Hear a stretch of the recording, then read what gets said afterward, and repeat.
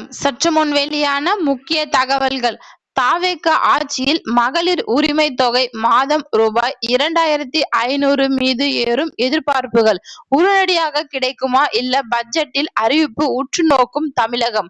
இத பத்தி தகவல்களை தான் இந்த வீடியோல பார்க்க போறோம். கீழே ரெட் பட்டனை கிளிக் பண்ணி சப்ஸ்கிரைப் பண்ணி வச்சுக்கோங்க. பக்கத்துல இருக்கிற பெல் ஐகானையும் மறக்காம கிளிக் பண்ணி வச்சுக்கோங்க. அப்பதான் நான் ரெகுலரா வீடியோ போறது நோட்டிபிகேஷன் உங்க மொபைலுக்கு உடனுக்குடன் வந்து சேரும். வாங்க வீடியோக்குள்ள போகலாம். மறக்காம லைக் பண்ணிக்கோங்க. தமிழக சட்டமன்ற தேர்தலில் தமிழக வெற்றி கழகம் தனிப்பெரும் கட்சியாக உருவெடுத்துள்ள நிலையில் அக்கட்சியின் தலைவர் விஜய் ஆளுங்கட்சியின் சந்தித்து ஆட்சி அமைக்க உரிமை கோருகிறது. முதல்வர் மு.க. ஸ்டாலின் தனது பதவியை ராஜினாமா செய்துள்ளார். முடிந்த சட்டப்பேரவை தேர்தலில் தமிழக வெற்றி கழகம் தாவேகா வெற்றி பெற்றுள்ளது.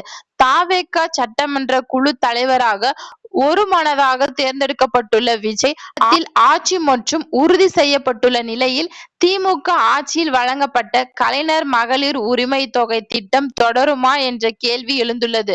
தனது தேர்தல் அறிக்கையில் அரசு ஊழியர்கள் தவிர்த்து அனைத்து குடும்ப தலைவிகளுக்கும் மாதம் ரூபாய் 2500 வழங்கப்படும் என அதிரடி வாக்குறுதி அளித்திருந்தது. புதிய அரசு பதவியேற்க உள்ள நிலையில் இதற்கிடையான தகுதிகள் மற்றும் விண்ணப்ப முறைகள் வழங்கும் அவகாசம் தேவைப்படும். இதன் தொடர்பான அதிகாரப்பூர்வ அறிவிப்பு வரவிருக்கும் பட்ஜெட் கூட்டத்தொடரில் வெளியாக வாய்ப்புள்ளதாக தெரிவிக்கப்பட்டுள்ளது.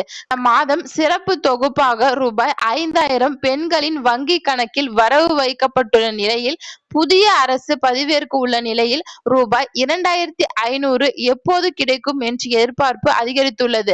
பழைய திட்டத்தில் இருந்து பொருளாதார கட்டுப்பாடுகள் நீக்கப்பட்டு அனைவருக்கும் இந்த அடிப்படையில் இத்திட்டம் செயல்படுத்தப்படுமா என்பதை பொறுத்திருந்துதான் பார்க்க வேண்டும் என்று தெரிவிக்கப்பட்டுள்ளது. நன்றி, வணக்கம்.